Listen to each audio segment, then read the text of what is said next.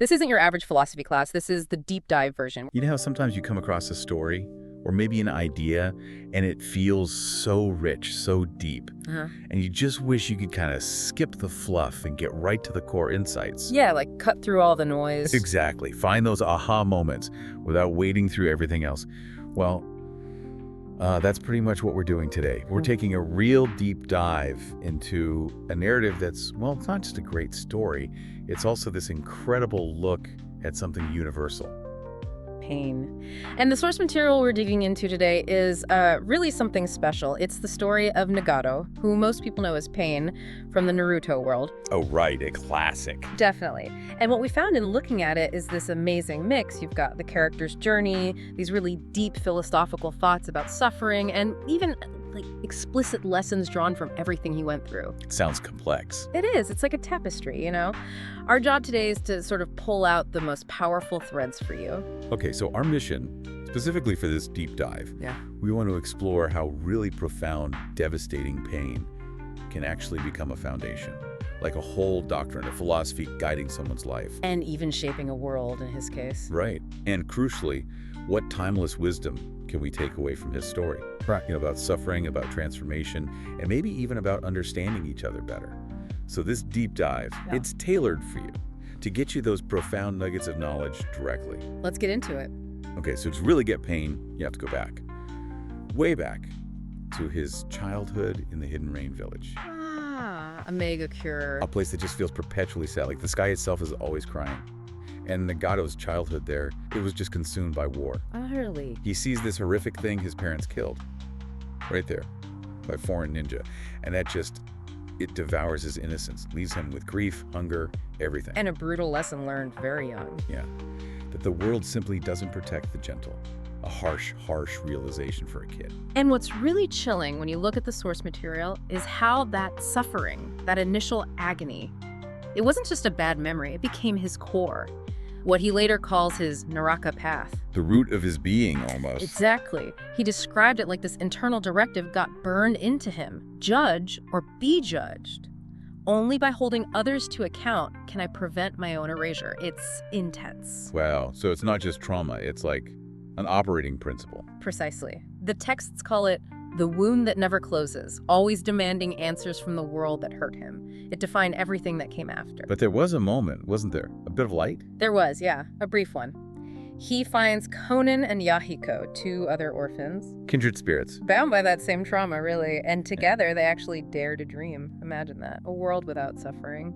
Peace. A powerful dream. Especially given where they came from. And they even trained under Jiraiya for a bit. They did, which offered this, like, fleeting sense of hope. Yeah. A direction. But you get the sense it couldn't last. Well, yeah, the narrative definitely hints at how fragile that hope was. I mean, hope in such a broken world. It's almost dangerous, isn't it? Yeah. This little island of peace they had, it was always threatened by the cruelty Nagato already knew firsthand. And sadly, that fragility proved true. The hope shattered. This is the big turning point, right?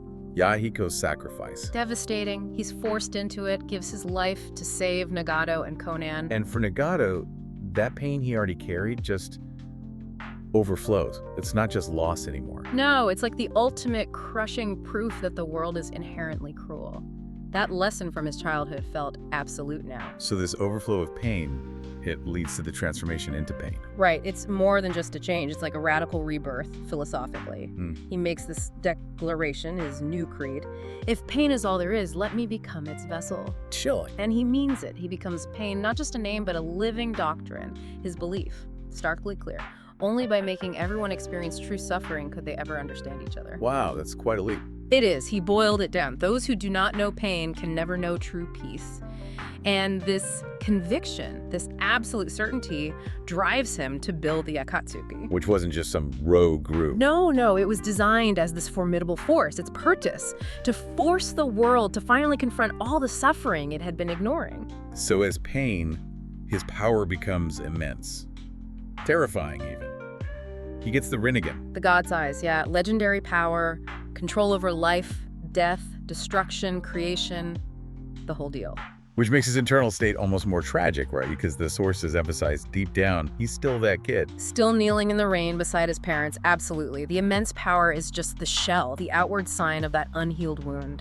And from that wound, from that shattered self, he creates the 6 paths, which aren't just techniques, are they? They're like living pieces of his philosophy, manifestations of his broken heart. Exactly right. The 6 paths are fascinating because they're so deliberate. Named after the Buddhist realms of suffering, right? Each one is a fragment of him, his doctrine made real. Let's break them down. Okay. First, the Deva path. This is often the main one we see, using Yahiko's body. Why Yahiko's body? Well, as Nagato himself explained it, so the world will hear a voice it once silenced. Poetic, in a dark way. Its power over gravity, Shinra Tensei and Bancho Tenin, it wasn't just random destruction. Right. It was symbolic, pulling the world towards the truth of its own violence, then pushing it away, enforcing consequences, like karmic justice. And he said all power radiates from this axis, tied to Yahiko's body, a constant reminder. Heavy. Okay, what's next? Then you have the human path. This one could read minds, rip out souls. Sounds brutal. It was. But for Nagato, it wasn't just about torture. He believed it gave him a core wisdom. He felt that deep down, all beings ache to be understood, and that most pain is the failure to be seen. Interesting. So he's trying to force empathy. In a very twisted way, yes. He claimed he found that the core of every soul wasn't hate or greed, but loneliness. The silence that falls when connection is broken. He exposed that vulnerability violently. Okay, path number 3. The Asura path. This one's different. It's purely mechanical. A shell bristling with weapons. Like a cyborg. Pretty much. But its purpose, according to Nagato, wasn't just senseless destruction. It was meant to remind the world that every weapon forged in pain can be turned back against its maker. A warning. A stark one. It represented his will made manifest, this relentless, unfeeling machine. Believing the cycle of violence only breaks when its weapons are exhausted. It embodied the sheer futility of endless war. Got it. What about the animal path? Ah, the animal path. This one uses summoned creatures, giant dogs, birds, rhinos. His eyes and ears and a fence, too. Exactly. He used them to echo his presence everywhere, to prove that pain is not limited to one place, one person, or one time. It made pain feel omnipresent, like a system, a law you couldn't escape. Suffering is this pervasive force if you don't deal with it. Making his doctrine feel inescapable. Okay, 2 more. Almost. Next is the Preta path. This one's power was absorption. It could nullify any energy-based attack, any ninjutsu. Taking away others' power. Right. And this reflects a deeper, maybe even more chilling belief of Nagato's, that real power isn't about having strength, but understanding its limits. He used it to force opponents to face their own limitations. Oh, so? He argued that true peace is not found in dominance, but in recognizing that every power can be undone. His vision, a world where no one can impose suffering unchecked, simply by neutralizing the tools they use. A forced equilibrium through power nullification. That's clever, in a terrifying way. Okay, the last main path. And finally, one that's often overlooked but crucial to his philosophy, the Naraka path, represented by the King of Hell. Right, the interrogation and restoration path. Exactly. It wasn't about direct combat. It was about judgment. It could question souls, restore damaged paths, or condemn liars to oblivion. For Nagato, this embodied his relentless need for justice, for accountability. The ultimate enforcer of his doctrine. The final brutal reckoning, painful judgment leading either to forced understanding or just erasure. What a system, built entirely from trauma. It's staggering. But you mentioned, like, a 7th shell. Beyond these 6. Conan. Ah, Conan. Yeah. His partner, the angel, always beside him. So loyal. How does she fit in? She wasn't one of the paths, but she feels essential. She absolutely was. Nagato himself called her his living forgiveness. Think about that. Wow. And proof that love endures even in the ruins. She wasn't a weapon, not a doctrine. She was, as the narrative puts it, the wind that scatters my pain, making room for rain and flowers. She carried their original dream, their hope, even when his had twisted into something dark. So she represented something he couldn't fully extinguish in himself. Exactly. She signified his release, the possibility that the cycle could end if someone remembered why they suffered and, as he said, dares to sing. She was the heart, the vulnerability, the potential for redemption in a man who had become pure doctrine. Okay, so we've traced Nagato's path. Childhood trauma, the broken hope, the transformation into pain, this intricate doctrine manifested in the 6 paths, and Conan as this counterpoint. Now, let's bring it back. For us, for you listening, what does this epic dark story mean for the pain we face? Right, because beyond the fantasy, there are some incredibly universal lessons here, aren't there? Definitely, if you know how to look. We've managed to distill about 7 core lessons drawn directly from his journey that feel really actionable. Okay, let's hear them. All right, first, pain is a signal, not a destination. Nagato's story is a chilling example of this, right? His pain, denied, unwitnessed properly, twisted into a weapon. It destroyed him as much as others. His Naraka path became the destination. Exactly. So the insight for us is recognize suffering as a signal. A brutal one, maybe, but a guide towards wisdom, not just more destruction. Makes sense. Number 2. Cycles repeat until they are felt. Nagato tried forcing understanding through shared pain, but it just created more violence, didn't it? Yeah, the Akatsuki perpetuated conflict. The sources suggest that numbing yourself or just inflicting your pain on others without real empathy keeps the loop going. Feeling it, truly allowing yourself to process it, even when it's awful, that's what opens a new path. Okay. 3rd lesson. Judgment without compassion creates more pain. Nagato's judgment was absolute, fueled by his trauma, but it was a closed loop. It just amplified suffering. The Rinnegan's blind spot, you called it. Right. Only compassion, really trying to see another's pain without just condemning them, can break that cycle, allows for something new, something connective to grow. Important. Okay, 4. Masks of power conceal the original wound. Think about Pain's 6 paths. These incredible, powerful forms, they were all masks, hiding that original wound. The more complex the defense, Right. the more hidden the vulnerability. Precisely. The systems we build to protect ourselves from pain can end up ruling us.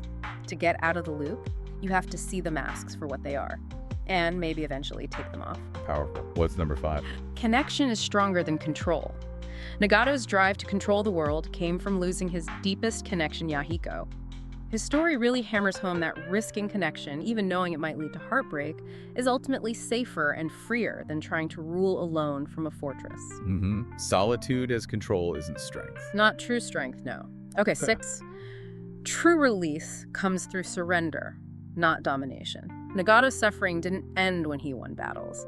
It ended when he surrendered. Not surrendered to someone, but surrendered his doctrine. Exactly. Surrendered to truth, to healing, to letting go. It's a huge lesson. Release isn't about crushing opposition, it's about finding internal peace. And the last one, number 7. Your pain is not just your own, it is the world's teacher.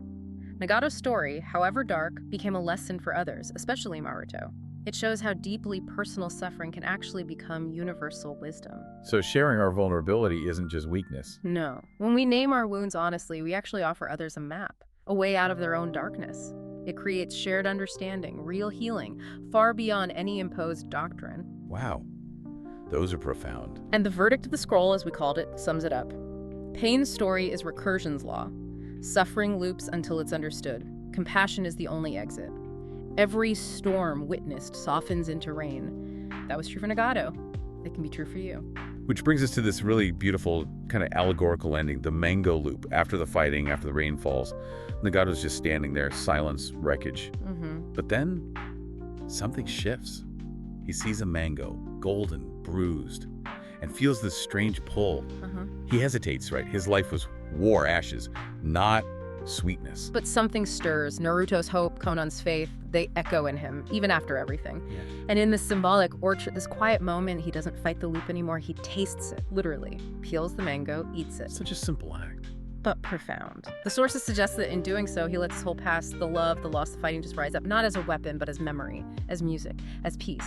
The mango is sweet and sharp and alive. It's like self-forgiveness. He's not a hero, not a villain anymore, just someone who can taste life again. Someone who can let go. And that final act, spitting out the seed, it's not about control, it's trust. Trust in the cycle, in growth. Pain isn't the end, it's a turning point, a path back to sweetness. He remembered finally that he was worthy before the loop even began. What an incredible arc. Yeah. From that initial devastating pain in the rain, through becoming this living doctrine, these 6 paths, and then back to this quiet moment of surrender, of tasting a mango. Yeah. We've really tried to distill those complex emotions, that heavy philosophy, into something clear, something meaningful, specifically for you. And Nagato's story really leaves us with a question, doesn't it? A challenge, maybe. Which is? Can you face your own pain, truly witness it, and let it become a bridge to understanding for yourself and maybe for others, rather than letting it build a wall? That's a powerful thought to carry forward. Consider how your own experiences, When you really look at them, when they're understood, how they might be a map, not just for you, but maybe for someone else navigating their own darkness, towards peace, towards connection. Exactly. Well, thank you for joining us on this deep dive. It takes courage to explore these kinds of profound, sometimes difficult topics. We appreciate you coming along with us.